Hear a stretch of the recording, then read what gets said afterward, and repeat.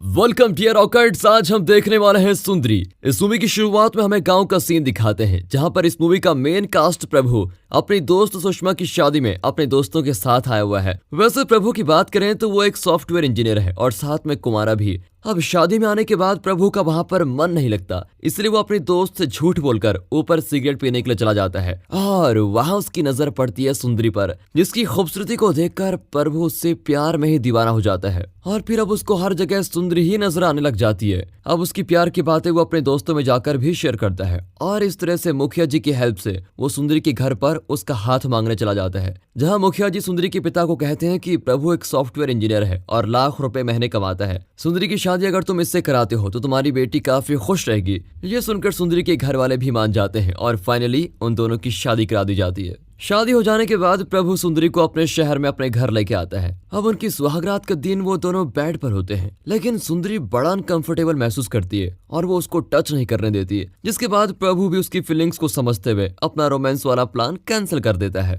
अब अगले दिन प्रभु ऑफिस जाने के लिए निकलता है तो सुंदरी से मिलने के लिए आता है, लेकिन सुंदरी घर में मौजूद नहीं होती। वो उसको हर जगह ढूंढता है और काफी परेशान भी होता है कि ये गई कहाँ। और फिर हर जगह ढूंढने के बाद वो आखिरी में घर के टेरेस पर जाता है, जहाँ एक कोने में सुंदरी बैठकर रो रही होती है। वो उससे कहती है कि मुझे शहर में रहना बहुत अजीब लग रहा है, प्लीज तुम मुझे मेरे घर छोड़ दो। जिसके बाद उसे प्रभु समझाता है कि देखो शहर का लाइफ स्टाइल ऐसा ही होता है। फिर वो उसे कन्विंस करके अपनी दोस्त अनीता के घर पे लेके जाता है, जहाँ पर वो थोड़ा रिलैक्स फील कर सके।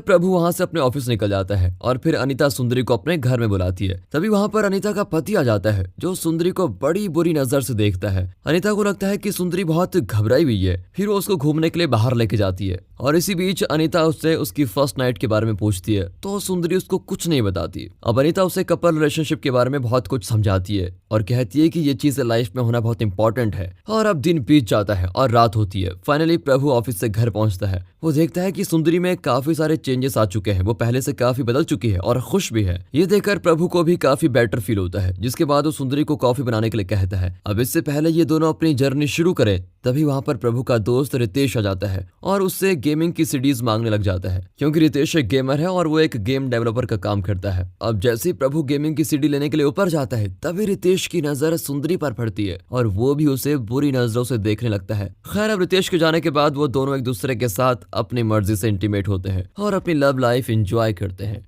अब इसके अगले दिन हम प्रभु को देखते हैं, जिसे उसका senior HR employee of the year का अवार्ड देता है और इससे वो खुश होकर अपने सारे दोस्तों को घर पर पार्टी के लिए बुलाता है। इसके बाद वो सुंदरी को फोन करके दोस्तों के लिए चिकन बनाने के लिए कहता है, जो लेने के लिए सुंदरी बाहर जाती है। तभी उसे वहां पर प्रभु का दोस्त रितेश मिल जाता है, जो उस दिन घर में आया था। अब सुंदरी को देखकर वो उस पर लाइन मारने की कोशिश करता है और चिकन लेने के लिए सुंदरी के साथ जाता है। अब ठीक उसी रात प्रभु अपने दोस्तों के साथ घर पर पहुंचता है, जहां उनके लिए खाने का बंदोबस्त किया जाता है और उन दोस्तों के बीच उसका सीनियर एचआर भी वहां पर आया हुआ है, जो सुंदरी को देखकर बिल्कुल हैरान हो जाता है और उस पर वो भी गंदी नजर डालने लग जाता है। और यही नहीं, पार्टी करते वक्त तो प्रभु से कहता है कि तुम्हारी बीवी बहुत खूबसूरत है और सेक्सी भी, जिसे सुनकर प्रभु को बहुत गुस्सा आता है और वो अपने सीनियर की इंसल्ट करके उसे दोबारा ऐसी गलती न करने के लिए वार्न करता है। इसके अगले दिन अचानक प्रभु को जॉब से निकाल दिया जाता है, जिसका गुस्सा आकर वो बीती हुई बातें सुंदरी को बताने लगता है। अब प्रभु जॉब ढूंढने के लिए बहुत सारी सॉफ्टवेयर कंपनीज को विजिट करता है, लेकिन अनफॉर्चुनेटली उसके हाथ कोई जॉब नहीं लगती, जिसकी टेंशन की वजह से वो बहुत शराब पीने लग जाता है। अब एक दिन वो अपने टेंशन को भुलाने के लिए एक कॉफी शॉप में आता है, जहां वो एक पंडित की बात सुनता है। वो कह रहा होता है कि कई लोगों की कुंडली में दोष होने के कारण उनका बहुत सारी मुश्किलों से सामना होता है। जिसके बाद प्रभु को लगता है कि कहीं ना कहीं सुंदरी के साथ शादी करके उसने बहुत बड़ी गलती की है, क्योंकि उसने भी बिना कुंडली को देखे उससे शादी कर ली थी और कहीं ना कहीं वो ऐसा मानता है कि कुंडली दोष की वजह से ही वो बर्बाद हो रहा है। अब इस बात से परेशान होकर वो सुंदरी को टॉर्चर करने लगता है और उसको मारने लगता है। प्रभु का ये अजीब बिहेवियर देखकर तो सुंदरी भी काफी इमोशनल और दुखी हो जाती है। इसके बाद वो अपने पापा से कॉल करके इन सारी बातों को शेयर करती है। तब उसके पापा उसे किसी अच्छे पंडित से मिलकर कुंडली निकलवाने के लिए कहते हैं। इसके बाद सुंदरी वहां पर एक ज्योतिषी के पास जाती है, जो उसे कहता है कि सुंदरी तुम्हारी कुंडली में मंगल दोष है, जिसे अगर तुम दूर करना चाहती हो तो तुम्हें किसी दूसरे मर्द के साथ शारीरिक संबंध बनाने होंगे। अब ज्योतिषी की ये बातें सुनकर सुंदरी हैरान हो जाती है कि ये कह क्या रहे हैं। उसे बहुत अजीब महसूस होने लगता है। बेचारी अब काफी दुखी रहने लगती है और अपने दुखों को भुलाने की बहुत कोशिश करती है। इसी बीच प्रभु कुछ आदमियों को बुलाकर अपने घर की एक एक चीज बेचने लग जाता है, क्योंकि वो पूरी तरह से कंगाल हो चुका है। अब अपने पति की कंडीशन को देखते हुए सुंदरी को ज्योतिषी की वो बातें याद आती है जिसमें वो कह रहा था कि तुम्हें किसी दूसरे मर्द के साथ संबंध बनाने होंगे।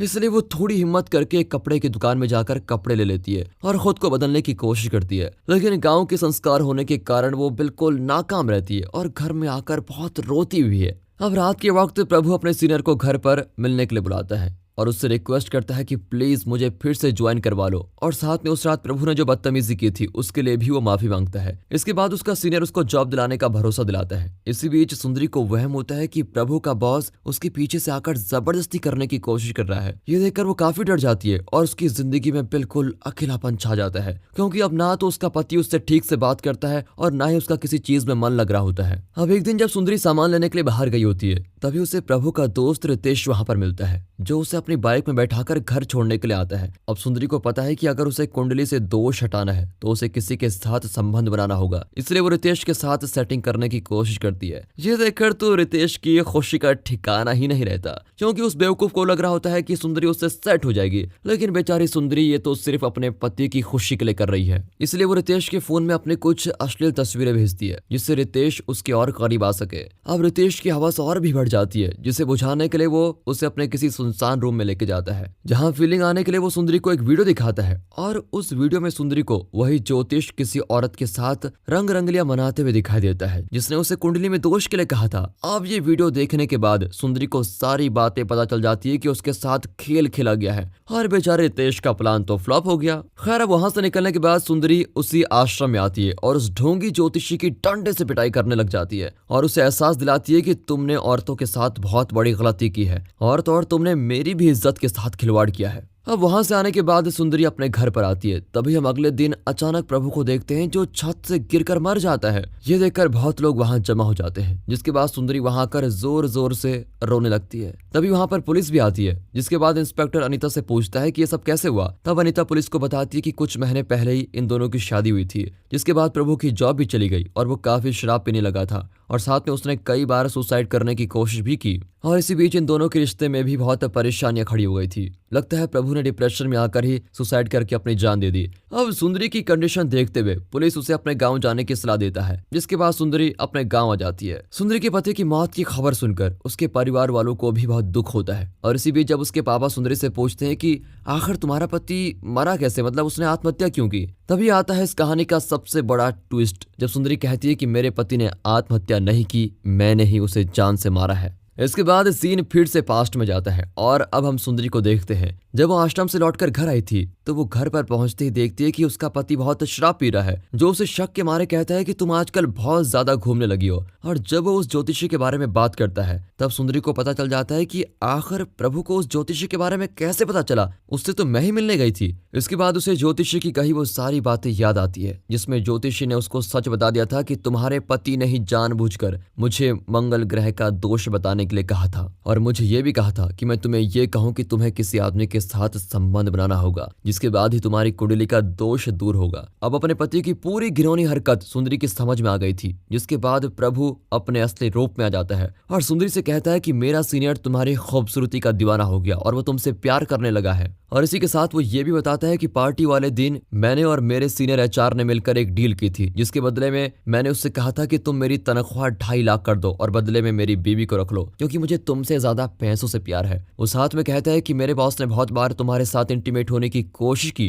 लेकिन तुमने हर बार मेरा प्लान फ्लॉप कर दिया। अब वो धीरे धीरे अपने राज खोलने लगता है कि कैसे उसने पंडित को पैसे देकर उससे झूठ बुलवाया और नौकरी चले जाने का भी नाटक किया। अब अपने पति की ये बातें सुनकर सुंदरी बहुत गुस्सा होती है और उसको मारने लगती है और पूछती है कि मैंने आखिर तुम्हारा क्या किया था, मेरी क्या गलती थी। जिसके जवाब में प्रभु कहता है कि आज शाम को मेरा बॉस घर आने वाला है और तुम्हें जैसा कहा गया वैसा ही करना होगा, वरना मैं तुम्हारी जान ले लूंगा। अब बदले की आग में जल रही सुंदरी ठान लेती है कि वो प्रभु से बदला जरूर लेगी, इसलिए वो पीछे जाकर प्रभु को उसी बड़ी सी बिल्डिंग से धक्का दे देती है, जिसके नीचे गिरने से प्रभु की मौके पर मौत होती है और सुंदरी ने इस तरह अपना बदला पूरा कर लिया। इसके बाद सीन फिर से प्रेजेंट में शिफ्ट होता है, जहां सुंदरी ये सारी बातें अपने माँ बाप को बता रही होती है। ये सुनने के बाद सुंदरी के माँ बाप उससे कहते हैं कि तुमने अपने पति को मारने के बजाय हमें या फिर पुलिस को क्यों नहीं बताया। सुंदरी कहती है कि हर पत्नी को अपने पति का ख्याल रखना चाहिए, लेकिन अगर पति ही अपनी पत्नी को बेचने की कगार पर आ जाए तो उसको मौत के घाट उतारना ही आखिरी उपाय होता है। सुंदरी के पापा उसे कहते हैं कि बहुत ही जल्द लोगों को इस मर्डर के बारे में पता चल जाएगा और पुलिस भी तुम्हें पकड़ कर लेके जाएगी, तो आखिर तुम्हारे जीने का क्या फायदा। इसके बाद सुंदरी कहती है कि नहीं पापा, मुझे जीना होगा मेरे आने वाले बच्चे के लिए। और इस तरह के सस्पेंस भरे डायलॉग के साथ इस मूवी का दी एंड हो जाता है।